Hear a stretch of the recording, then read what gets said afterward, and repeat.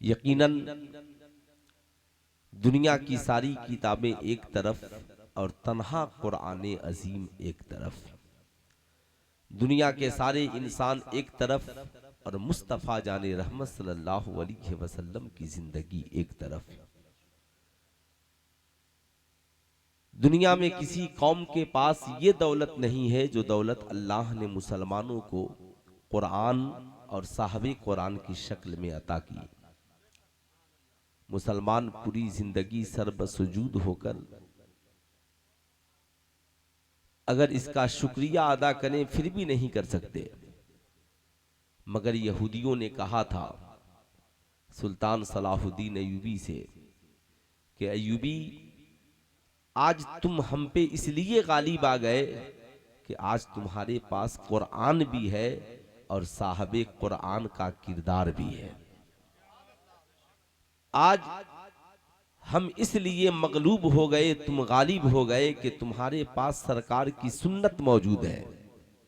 मगर एक वक्त आएगा, हमने बुराई के ऐसे बीज को बोया है कि मुसलमानों का ईमान इतना कमजोर हो जाएगा कि आजान होगी मगर मुसलमान मस्जिदों में जाने को तैयार नहीं होंगे। घरों में कुरान रखा होगा मगर तिलावत करने के लिए कोई तैयार नहीं होगा। लोग गुनाह करके खुशी महसूस करेंगे, सरकार की सुन्नत सजाने में उन्हें बड़ी तकलीफ का सामना करना पड़ेगा। लोग बुराइयों से करीब होंगे और इस्लाम से दूर होते चले जाएंगे। दौलत तो सरवत होगी मगर जिंदगी में सुकून, चैन और करार नहीं होगा, इसलिए कि उनकी जिंदगी में सुन्नत मुस्तफ़ा और सीरत मुस्तफ़ा नहीं होगी। आज पूरी दुनिया में किताबों की कमी नहीं, मगर आज कुरान के हवाले से जो बैनुल अक़वामी तौर पर मीडिया के जरिया या ये ज़हन साजी की गई यहूदियों के जरिया कि कुरान किताब है मगर सबके लिए पढ़ना जरूरी नहीं है। लोग आज मुसलमान भी कहता है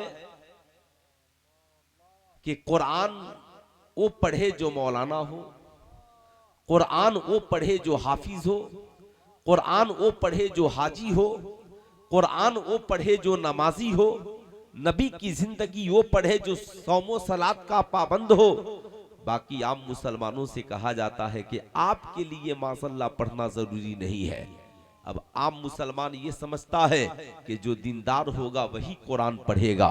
मगर मैं आपसे पूछना चाहता हूं, ईमानदारी से बताओ, पूरी दुनिया में न पढ़ने वालों की कमी है न पढ़ाने वालों की कमी है। स्कूलों में भी पढ़ाई हो रही है, कॉलेजों में भी पढ़ाइयाँ हो रही है। आपने देखा होगा मैट्रिक से लेकर के पीएचडी तक किताबें पढ़ाई जाती हैं। साहब नर्सरी से लेकर 5 तक निसाब अलग है, 5 से लेकर 8 तक निसाब अलग है, 8 से लेकर मैट्रिक तक निसाब अलग है, इंटर में किताबें अलग है, बीए में किताबें अलग है, डॉक्टर के लिए किताबें अलग है, इंजीनियर के लिए किताबें अलग है, प्रोफेसर के लिए किताबें अलग है। ऐसा नहीं होता जो डॉक्टर पढ़ता हो वो इंजीनियर भी पढ़ता हो, जो इंजीनियर पढ़ता हो वो प्रोफेसर भी पढ़ता हो, जो प्रोफेसर पढ़ता हो वो साइंटिस्ट भी पढ़ते हो, जो मैट्रिक के बच्चे पढ़ते हो वो किताबें इंटर के बच्चे भी पढ़ते हो। ये कोई जरूरी नहीं जो आलिम पढ़े वो आप भी पढ़ते हो या आप जो पढ़े वो मैं भी पढ़ता हो। साहब याद रखिएगा, हर शोबे के लिए किताबें अलग अलग हैं। मगर क्या बात है, ऐ कुरान तेरी अजमत का जवाब नहीं।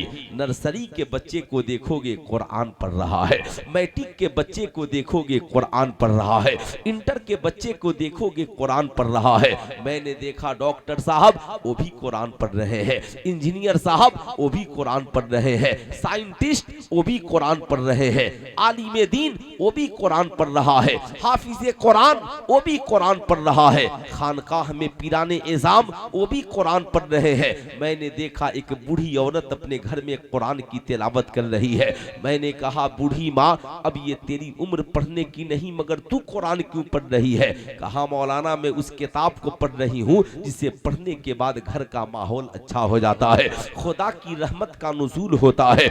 मैंने देखा एक बाप बेटी को रुखसत करते वक्त सारी दुनिया की दौलतें एक तरफ रखकर कुरान भी देता है, कहता है बेटी इस कुरान को लेकर के जा। मैंने कहा वो देने वाले, तूने तो सारी दुनिया की दौलतें दी मगर कुरान क्यों दे रहा है? कहा मैं जानता हूँ बेटी अगर कुरान पढ़ेगी दुनिया भी संवर जाएगी, आखिरत भी संवर जाएगी।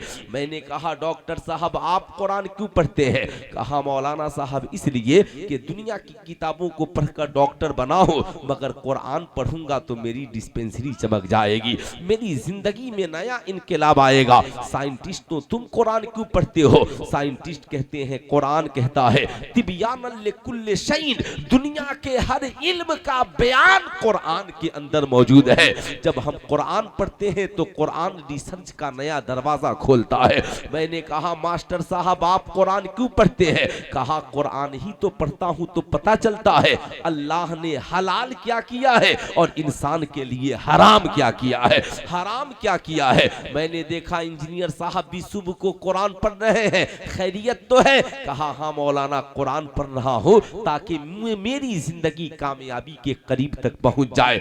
मैंने देखा मुफ्ती साहब कुरान पढ़ रहे हैं। मैंने कहा हुजूर आप कुरान पढ़ रहे हैं? कहा यही कुरान पढ़कर लोगों को दीन की बातें बताता हूं। मैंने देखा हाफिज़े कुरान कुरान पढ़ रहे हैं, आप क्यों पढ़ रहे हैं? कहा मैं नमाज़े तरावी में कुरान पढ़ता हूं। मैंने देखा छोटे छोटे बच्चे कुरान पढ़ रहे हैं, शहजादों आप कुरान क्यों पढ़ रहे हो? कहा मौलाना किताबें तो हमने बहुत पढ़ी है मगर यही कुरान है, जब बाप का इंतकाल हो जाए तो कब्रिस्तान में खड़े होकर पढ़ने से सिर्फ जिंदे नहीं बल्कि मुर्दों को जन्नतुल फिरदौस का मुजदा सुनाया जाता है।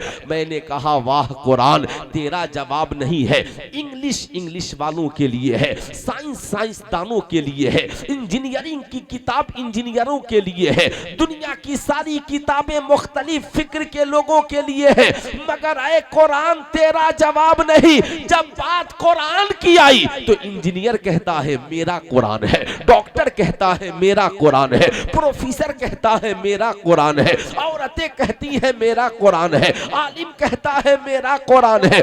मैंने देखा एक जाहिल भी कुरान को लिया है, पढ़ना नहीं जानता मगर कभी चूम रहा है, कभी कुरान को सुन रहा है, कभी कुरान को बोसा दे रहा है। मैंने कहा तूने कुरान क्यों लिया? कहा मौलाना दुनिया में यही तो एक किताब है कि दुनिया की सारी किताबों को पढ़ो तो कामयाबी मिलती है मगर कुरान वो किताब है पढ़ना नहीं आता।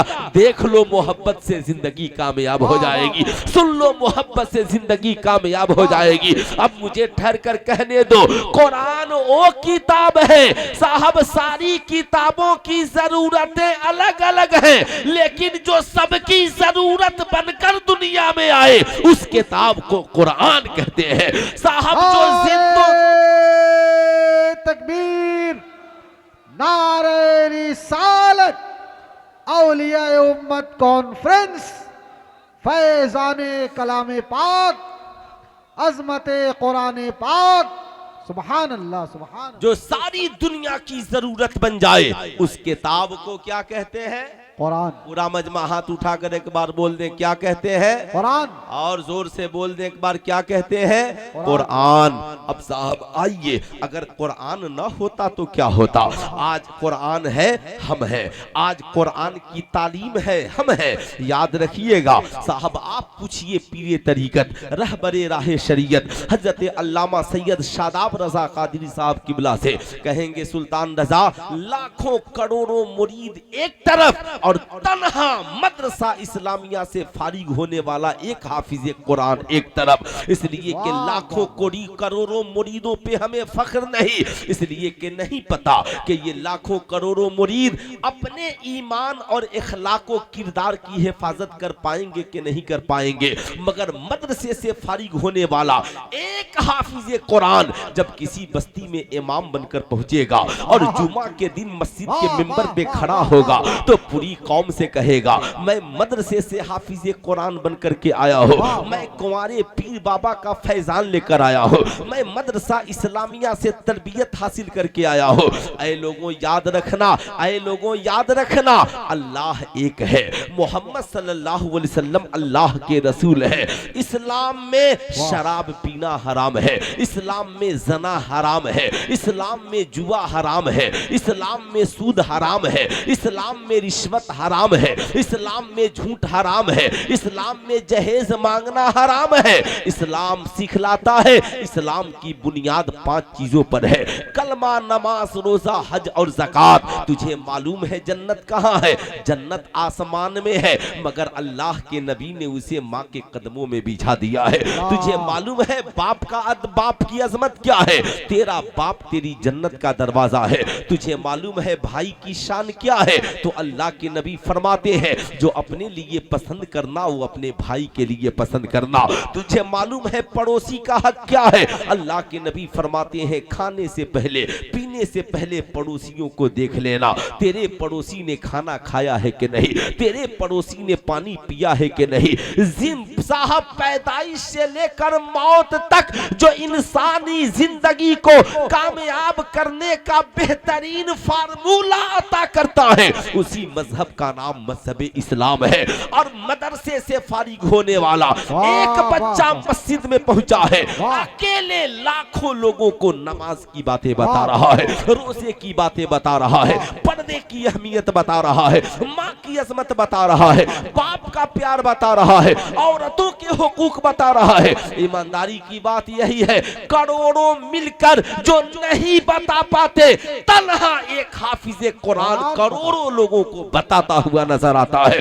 माँ परेशान है, दिल को सुकून यहाँ मिल रहा है, बाप परेशान है, आत्मा को शांति यहाँ मिल रही है, समाज परेशान है, समाज के बिगड़े हुए माहौल को सुकून यहाँ से दिया जा रहा है। अब ऐसे माहौल में दुनिया में अगर जरूरत है इंसानों को, तो सिर्फ 2 चीजों की जरूरत है, किताबों में कुरान की जरूरत है और इंसानों में आमिना के लाल के किरदार की जरूरत है, ताकि हमारी दुनिया भी हसीन हो और आखिरत भी हसीन। सुभान अल्लाह, सुभान अल्लाह, सुभान अल्लाह। मदरसे से फारिग होने वाला तन्हा एक हाफिज लाखों और करोड़ों लोगों को बता रहा है। मगर आज हमारे यहाँ परेशानी ये है, लोग कहते हैं मौलवी ने क्या किया है, मौलवी करते क्या है, मौलवियों का काम क्या है, मौलाना ने क्या किया है। सुबह को उठेंगे, दावतें खाएंगे, साहब पेट बहुत बड़ा हो जाएगा, आराम से सोएंगे। मौलाना लोगों ने नजराना वसूल करने के अलावा कोई काम भी किया है क्या?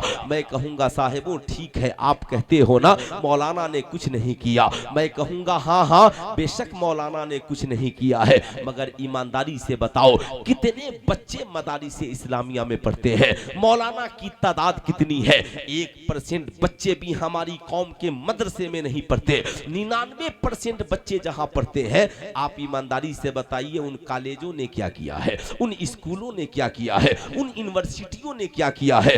मदरसे में आने वाला अगर एक बच्चा आता है तो हमारे आलिम की कोशिश होती है, आया था बहुत बिगड़ा हुआ, मगर यहाँ से निकल कर जाए तो बायजीद बुस्तामी का किरदार लेकर के जाए, यहाँ से जाए तो इमाम अहमद रजा खां का इल्म लेकर जाए, यहाँ से जाए तो इमाम गजाली का तसव्वुफ लेकर के जाए, जब यहाँ से जाए तो इमाम आजम अबू हनीफा की फिक्र लेकर के जाए, जब यहाँ से उठे तो मुफ्ती आजम हिंद के फतवे की झलक लेकर जाए, जब यहाँ से जाए तो सरकार ताजुश शरिया की इस्तेकामत लेकर के जाए, जब यहाँ से जाए तो तसल्लुफिद्दीन बनकर के जाए। जाहिर सी बात है, अब यहाँ से हमारा आलिम कोशिश करता है कि हम आपने अपनी बिगड़ी हुई औलादों को मदरसे में भेजा, मगर ये उलमा मेहनत करके इन सीनों में दुनिया की छोटी मोटी किताबें नहीं बल्कि पूरे 30 पारा कुरान को उनके सीने में उतार दिया है। आपने कभी इसका तस्वुर किया है? आपने कभी इसके बारे में सोचा है? नहीं सोचा तो आज सोचने की जरूरत है। आज नहीं सोचेंगे तो फिर कब सोचेंगे? ईमानदारी की बात यही है। आप ईमानदारी से बताइएगा, मदरसे में पढ़ने वाले बच्चे, कितने बच्चे माज़अल्लाह शराब पीते हैं, कितने बच्चे माज़अल्लाह जुआ खेलते हैं, कितने बच्चे माज़अल्लाह माँ बाप को गालियां देते हैं। ईमानदारी की बात तो यही है। अगर मदरसे में एक बच्चा गलत हो जाए, लोग कहते हैं ताला लगा दो। इन मदरसों की क्या जरूरत है? इन मदरसों ने क्या किया है? सुल्तान रजा पूछना चाहता है, मदरसों का हिसाब लेने वालों, कभी तुमने कॉलेजों में भी जाकर हिसाब लिया है? मैंने बेटे को पढ़ने के लिए कॉलेज में भेजा था, मगर ये कॉपी कलम के बजाय बंदूक कब से चलाने लगा। मैंने अपने बेटे को बाकिरदार बनाया था, कॉलेज में आने के बाद स्मोकिंग कैसे करने लगा। मेरी बेटी बड़ी बाहया थी, मगर कॉलेज में आने के बाद सर से दुपट्टा उतर गया। बुरा मत मानिएगा मेरी बात का, हम जहां पर आए हैं ये अल्लाह के वली का मजार है। यहाँ पर लाखों लोग आज मजार पर चादरें चढ़ाने आए हैं, मगर वो बेटियां जो सरों से दुपट्टा लहरा कर और उतार कर मेले में घूम रही हैं, क्या ये हमारे बुजुर्गों का किरदार है? आप ईमानदारी से बताइए, आप कैसा माहौल दे रहे हैं, कैसा माहौल क्रिएट कर रहे हैं? आपकी जिम्मेदारी बनती है, आपके पास, आप उर्स के इंतजामिया कमेटी में है, बड़ा बोर्ड हिंदी और उर्दू में लिखकर लगाइए। याद रखना, इस्लाम में औरतों का मेले झमेले में आना जायज नहीं है। इस्लाम में औरतों का मजार पर आने की इजाजत नहीं है। हाँ, कोई औरत इसलिए आई है कि यहाँ पर हम अल्लाह के वली के मजार के करीब उर्स की तकरीब में तकरीर होती है, मैं वहां इसलिए जा रही हूँ ताकि सैयदा खातूने जन्नत की सीरत सीख कर आऊंगी।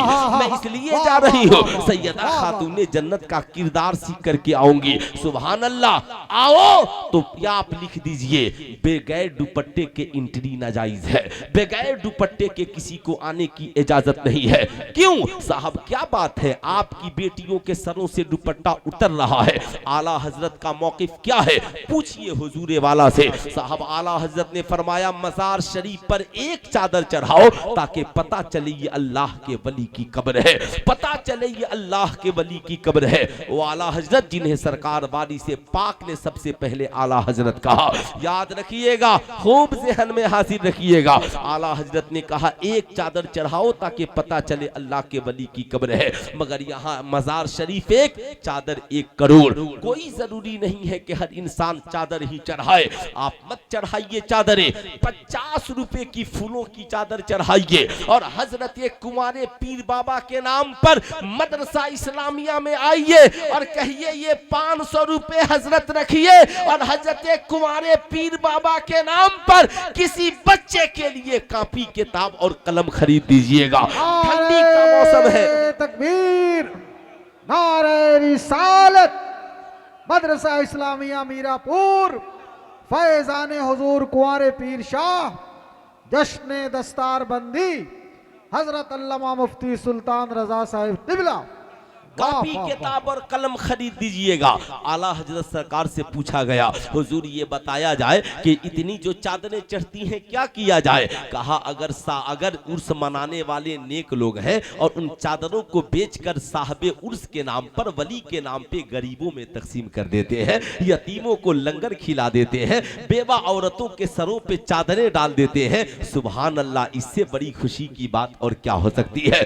मगर ऐसा जाहिल जो साहब मजार की चादर बेचकर गांजा पीता हो, चिल्लम पीता हो, चरस अफीम पीता हो, माज़अल्लाह मजार पे बैठ करके आंखें और नैन लड़ाता हो, इश्क बाजी की बातें करता हो, याद रखना, याद रखना, उलमा फरमाते हैं, आलिमों की बारगाह में जाओ तो जबान संभाल कर जाओ, वलियों की बारगाह में जाओ तो दिल संभाल करके जाओ। ओ सरों से पे दुपट्टा उतार कर आने वाली उर्स में कौम की बेटियों, तुम क्या समझती हो अल्लाह का वली तुझे नहीं देख रहा है?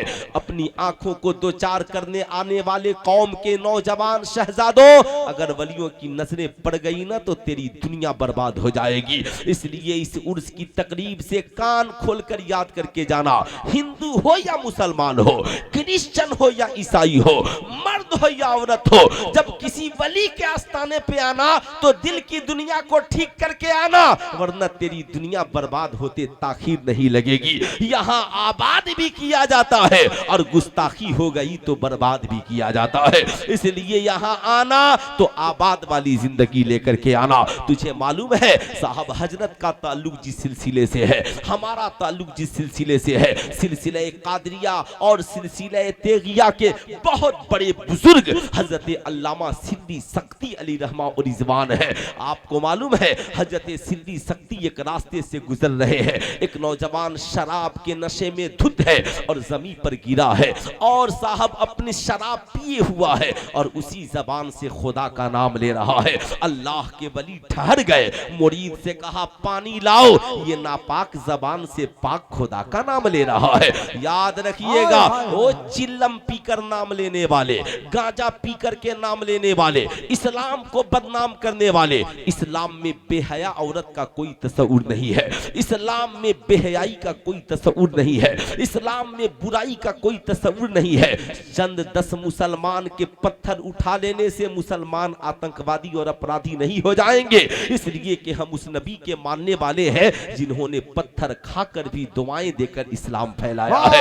इसलिए खूब याद रखेंगे हजरत सिद्दी सक्ती अपने मुरीद से पानी मंगाते हैं, नौजवान की जबान को धुलते हैं और कहते हैं मौला इसकी जबान को धुल देना मेरा काम था, इसके दिल को धुल देना तेरा काम है। ये अल्लाह के वली की नजर है। ऐ मेरी कौम का नौजवान सुनो नतीजा क्या निकला। जब वो नौजवान बेदार हुआ, लोगों का हुजूम था, कहा मुबारक हो।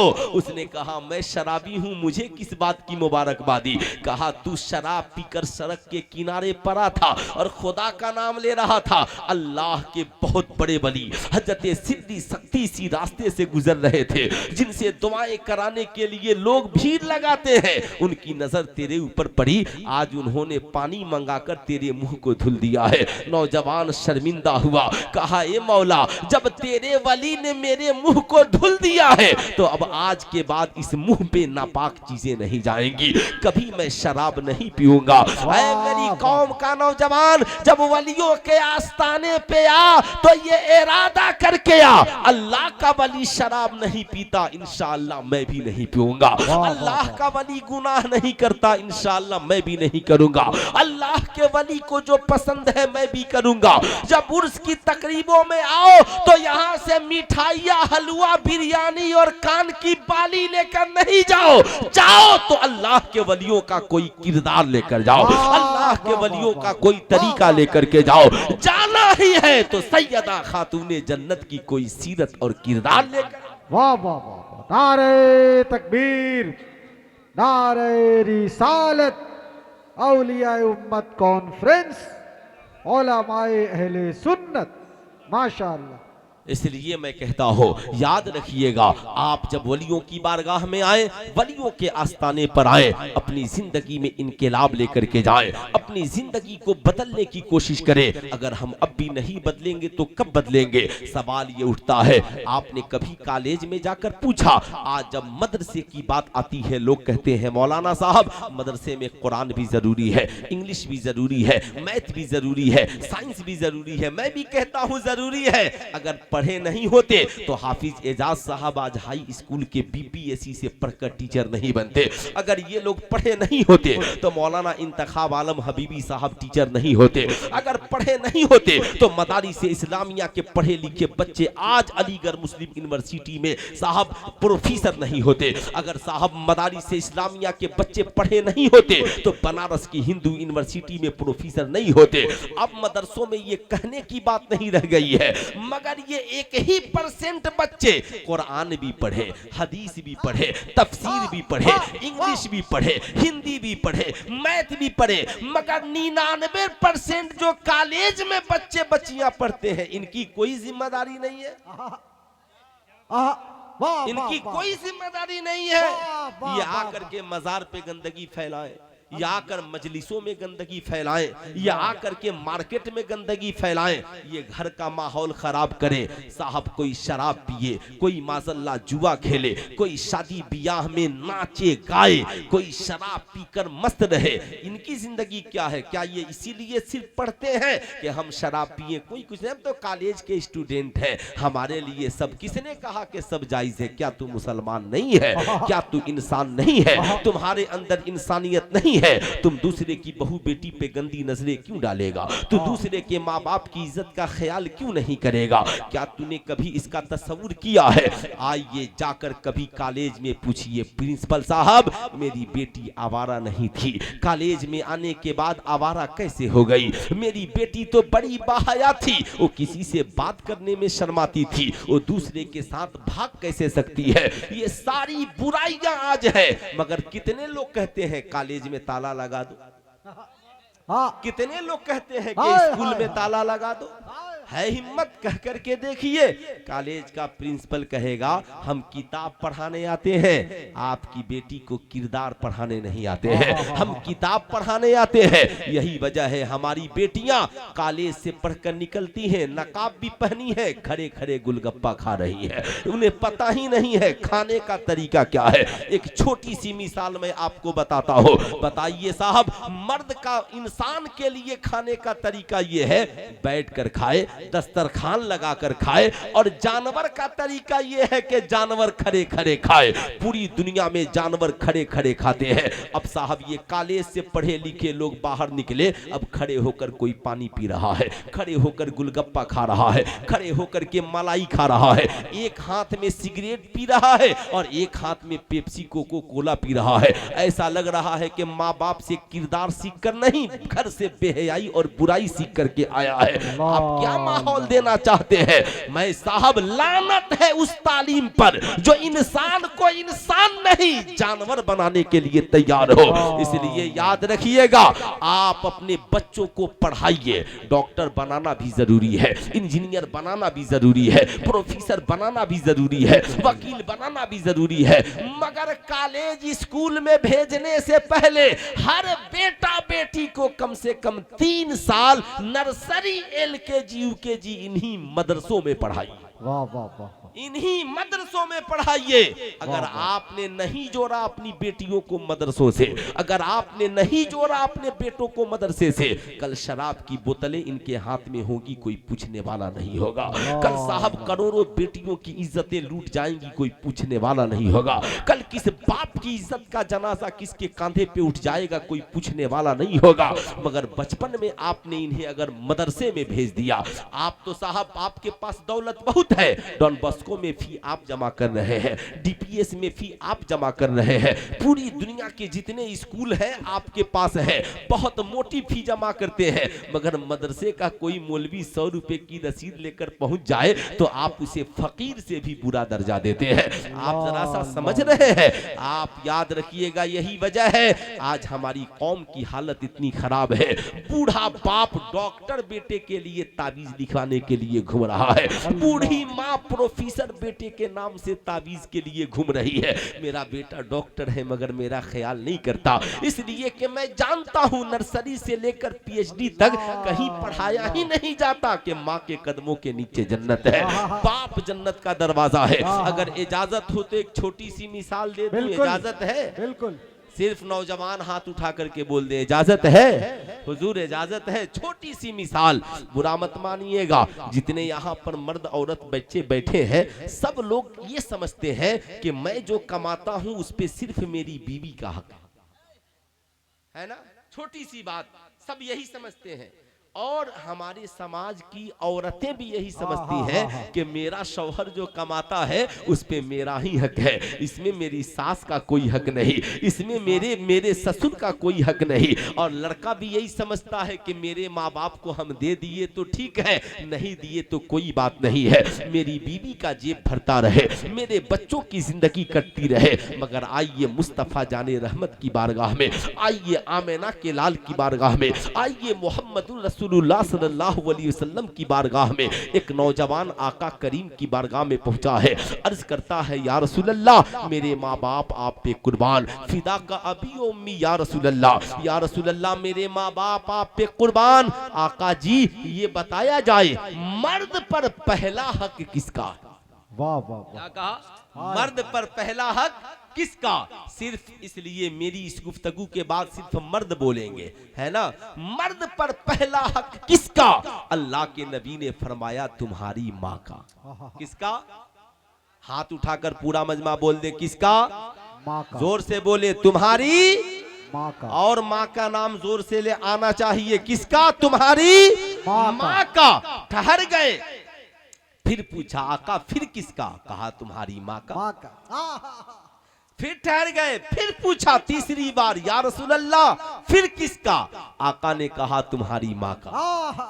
फिर ठहर गए, पूछा आका जी फिर किसका? कहा तुम्हारे बाप का। क्या कहा? तुम्हारे बाप का। फिर दूसरी जगहों पर जिक्र है बीवी का भी, बच्चों का भी, रिश्तेदारों का भी, मगर सबसे पहले माँ का, फिर बाप का। आप जरा इनसे पूछिए, क्या कभी आपने अपने बच्चों को आका की इस हदीस को सुनाया? आका की सीरत की ये बातें आपने बताई। अब आला हजरत सरकार से पूछा गया, मरकज़े इश्को मोहब्बत में पूछा गया, हुजूर बताया जाए मर्द कमाए तो क्या करे? क्या आला हजरत का जवाब? सुभान अल्लाह। आला हजरत ने इस हदीस का तर्जमा लिख दिया, मर्द 100 रुपए कमाए तो 75 माँ को दे दे और 25 बाप को दे दे, इसलिए कि 3 बार माँ का जिक्र नबी ने किया है और 1 बार बाप का जिक्र नबी ने किया है। 1 बार बाप का जिक्र नबी ने किया है। फिर कमाए तो बीवी बच्चों को दे, फिर कमाए तो पड़ोसी रिश्तेदारों को दे, लेकिन सबसे पहले माँ को दे, उसके बाद बाप को दे। पूछा गया हुजूर माँ का रुतबा बड़ा है या बाप का? कहा मोहब्बत माँ से ज्यादा करो और अदब बाप का ज्यादा करो। ईमानदारी से बताना मेरी कौम के शहजादों, सीने पे हाथ रखकर, कितने नौजवान हैं जो आज कमाकर सबसे पहले माँ को देते हैं? कितने नौजवान हैं जो आज कमाकर सबसे पहले बाप को देते हैं? बुरा मत मानिएगा, बूढ़ा बाप अस्पताल में भर्ती है, इलाज के लिए 10 लाख रुपए की जरूरत है। अब साहब बड़े अमीर कबीर बेटे हैं, अकेले बाप ने डॉक्टर इंजीनियर प्रोफेसर बनाया, मगर बेटा करोड़पति है। फोन लगाता है सारे भाइयों को, सुनो अब्बा का ऑपरेशन है, 10 लाख खर्च है, सब 2.5 लाख लेकर कल पहुंच जाना। जो नहीं पहुंचेगा उसे जमीन नहीं मिलेगी, जो नहीं पहुंचेगा उसे जायदाद नहीं मिलेगी। गांव का मुखिया भी वही है ना? वो भी कहता है ठीक तो कह रहा है, सबका बाप है सब दो। मैं कहूंगा आह तूने बाप की मोहब्बत को भी बांट दिया, आह तूने बाप की खिदमत को भी बांट दिया। अल्लाह के नबी ने क्या फरमाया? गुब्बार आलूद हो उसकी नाक जो माँ बाप को बुढ़ापे में पाए और उनकी खिदमत करके जन्नत हासिल न करे। अब साहब इस्लाम ने कहा माँ बाप तेरी जन्नत में जाने का जरिया है, उन्हें खुश करो, खिदमत करके राजी करो, खुदा तुझे जन्नत देगा। लेकिन आह मेरी कौम का नौजवान, तू कहता है सब भाई देंगे तब जाकर बाप का इलाज होगा। क्या करेगा तू वो दौलत जो दौलत तेरे बाप की खिदमत में ना लग सके? क्या करेगा वो कमाई जो कमाई तेरी माँ की खिदमत में लग सके? मैं सलाम करता हूं नौजवानों को जो गुरमती में भी बाप का सहारा बनकर खड़े रहते हैं। साहब मैं कुर्बान जाऊं उन नौजवानों पर जो गरीबी में भी माँ के बोझ को उठा करके चलते हैं, इसलिए कि ये किसी और का हुक्म नहीं, कुरान का हुक्म है। रब्बिरहमहुमा कमा रब्बयानी सगीरा। दुआ मांगना तो कहना मौला मेरे माँ बाप पे ऐसे रहम फरमा जैसे बचपन में उन्होंने मेरे ऊपर रहम फरमाया। ऐ मेरी कौम का नौजवान, तेरा बाप बिस्तर पे पड़ा है और तू कहता है सारे भाई देंगे तो इलाज होगा। क्या तेरे बाप ने तुझे डॉक्टर बनाया?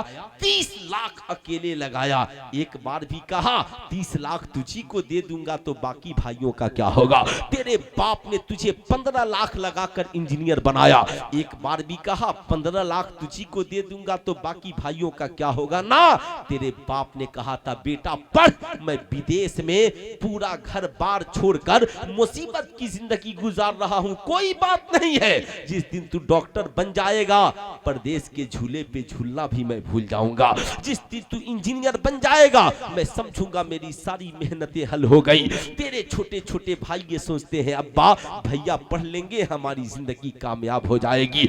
बड़ी उम्मीदों से जिस बाप ने 30 नहीं 50 लाख लगाने के लिए तेरा बाप तैयार था, कहता था बेटा 30 लाख क्या पढ़, जरूरत पड़ी तो 50 लाख तेरा बाप देगा, जरूरत पड़ी तो जमीन बेचकर पैसा देगा। तेरी माँ कहती थी बेटा फिक्र न करना, अब्बा की तिजोरी में पैसे कम पड़ गए तो मैं अपनी जेवरात बेचकर तुझे पढ़ाऊंगी। आज उसी बाप के इलाज की बात है तो बेटा भाइयों को तलाश रहा है। आज के इस जलसे से पैगाम लेकर जाओ, ना ना ना, आज के बाद जब तेरा बाप बीमार पड़े, होंगे और अस्पताल में हो तो दौड़ के जाना, कहना डॉक्टर किसी भाई का इंतजार मत करो, किसी बहन का इंतजार मत करो, मैं इस बाप का बेटा पहुंच चुका हूं, जितना पैसा लगे दूंगा, इलाज करो।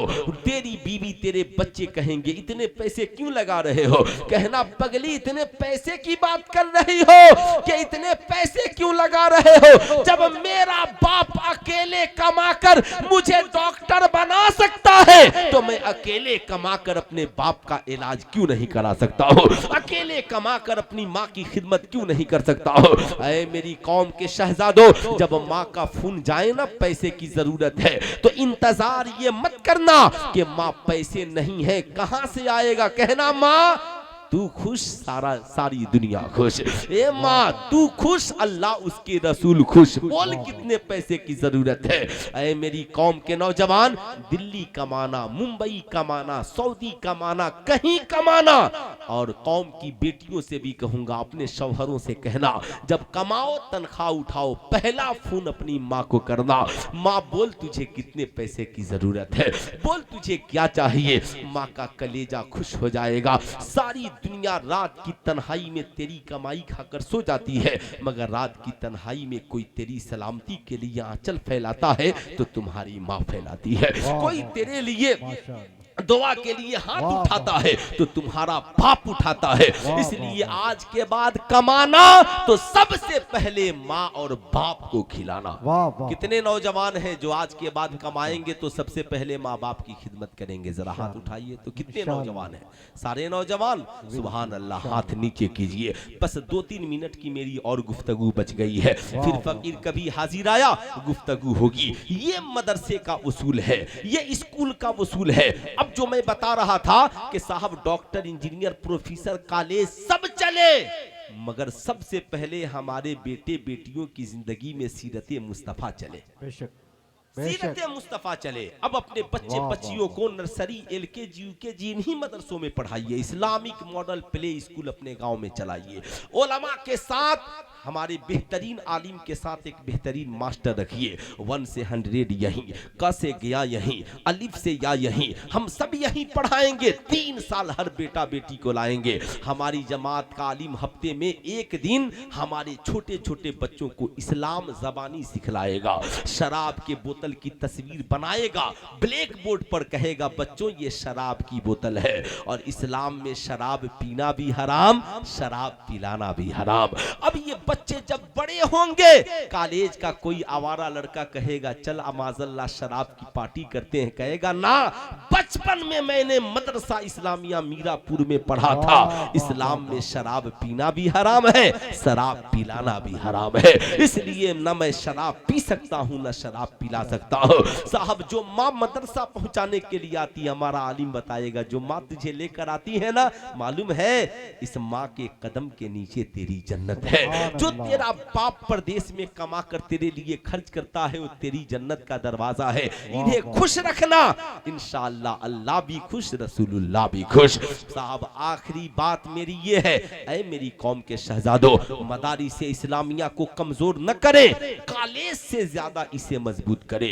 स्कूल से ज्यादा आपसी इख्तलाफ को घर में रखिए और रसूलुल्लाह के घर को इसको मोहब्बत के नजरिए से चलाइए, इसको मोहब्बत, ताकि हमारी कौम के बच्चे बासलाहियत बने, बाकिरदार बने, ताकि ये 99% कॉलेज में भी जाए तो जहां डॉक्टर हो वहीं आशिके मुस्तफा हो, जहां प्रोफेसर हो वहीं आशिके मुस्तफा हो। वरना ये सोशल मीडिया, एक डिबेट में एक डॉक्टर साहब पे मीडिया वाले चढ़ गए, इतने बड़े डॉक्टर हैं और टूटी चटाई पे बैठने वाले मौलवी के पीछे चलते हैं। डॉक्टर साहब ने कहा भाई इतना गुस्सा क्यों हो रहे हो, हम डॉक्टर हैं, दुनिया के इंसानों की लिखी हुई किताबों को पढ़कर डॉक्टर बने हैं और टूटी चटाई पे बैठने वाला आलिम अल्लाह की किताब कुरान को पढ़कर आलिम बना है।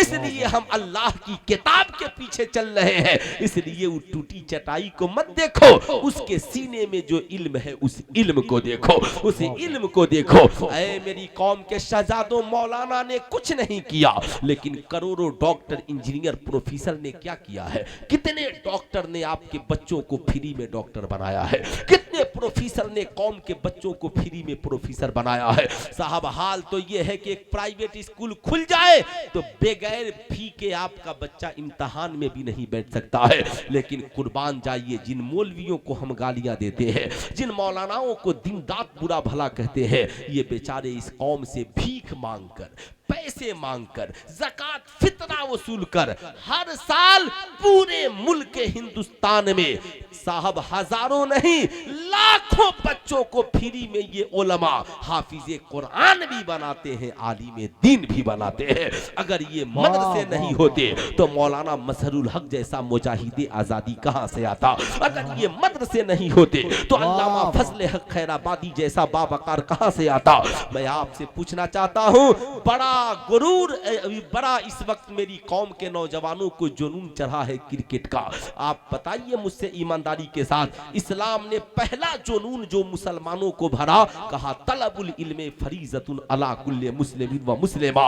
इस्लाम में इस इल्म हासिल करना हर मुसलमान मर्द औरत पर पहले फर्ज है। नमाज रोजा हज ज़कात बाद में फर्ज है, मगर उतलबुल इल्म मिनल महद इलल लहद, इल्म हासिल करो माँ की गोद से लेकर कब्र की गोद तक। तालीम याफ्ता बनना पहले फर्ज है। तालीम छोड़कर टिकटॉक और ठीक ठाक में लगे हुए हो। बताओ ईमानदारी से, अमेरिका दुनिया का सबसे सुपर पावर मुल्क है, उसकी कितनी टीमें आईपीएल में खेलती हैं, उसकी कितनी टीमें क्रिकेट खेलती हैं। दूसरा सुपर पावर मुल्क है रशिया, उसकी कितनी टीमें खेलती हैं।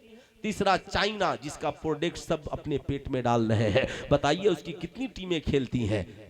भारत में अब कोई दूसरा एपीजे अब्दुल कलाम नहीं होगा, मगर करोड़ों बच्चे विराट कोहली बनने के लिए तैयार है, करोड़ों बच्चे सचिन तेंदुलकर बनने के लिए बेचैन है, इसलिए कि एपीजे अब्दुल कलाम बनने के लिए जिगर चाहिए, एपीजे अब्दुल कलाम बनने के लिए इल्म चाहिए। मगर अमेरिका करोड़ों एपीजे अब्दुल कलाम बनाने के लिए तैयार है, रशिया लाखों एपीजे अब्दुल कलाम बनाने के लिए तैयार है, इसलिए कि वो जान रहा है जब मुकाबले की जरूरत पड़ेगी तो बैट और बल्ला काम नहीं आएगा, ये जीनियस काम आएंगे, ये इंजीनियर काम आएंगे, साहब ये मिसाइल मैन काम आएंगे। इसलिए वो जानता है इन्हें बैट बल्ला दे दो और पूरे मुल्क के लड़के लड़की बच्चे बूढ़े जवान को चाय की होटल में बैठा दो, रोक दो, कहो तुम खेल में लगे रहो। और अमेरिका अपने बच्चों को मिसाइल मैन बनाने में लगा है, साहब ऊंची उत्थान और ऊंची उड़ान में लगा है।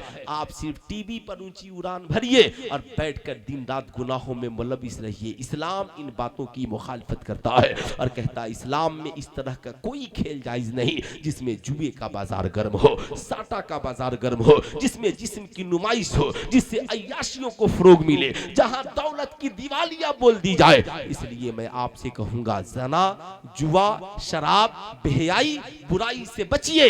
इस्लाम सबसे प्यारा मजहब है, इसके दामन में आइए, मदारी से इस्लामिया को मजबूत कीजिए ताकि हमारी दुनिया भी हसीन हो, आखिरत भी हसीन हो, जिंदगी बाकी मुलाकात बाकी।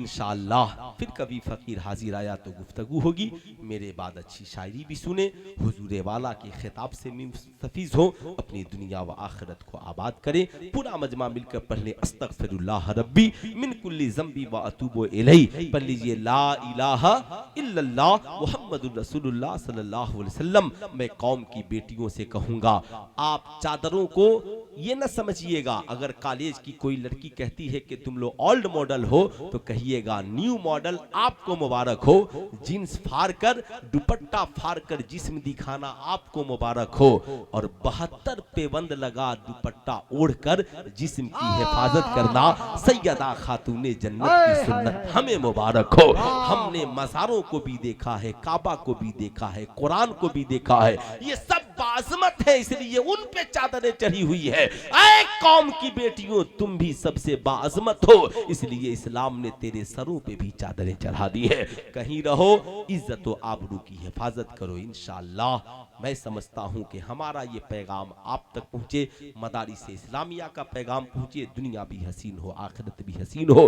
पूरा मजमा मिलकर पढ़िए अस्तगफिरुल्लाह रब्बी मिन कुल्ली ज़ंबी व अतूबु इलैहि। पढ़ लीजिए ला इलाहा, और बाज़े बुलंद पढ़े ला इलाहा इल्लल्लाह मुहम्मदुर रसूलुल्लाह सल्लल्लाहु अलैहि वसल्लम। अस्सलामु अलैकुम।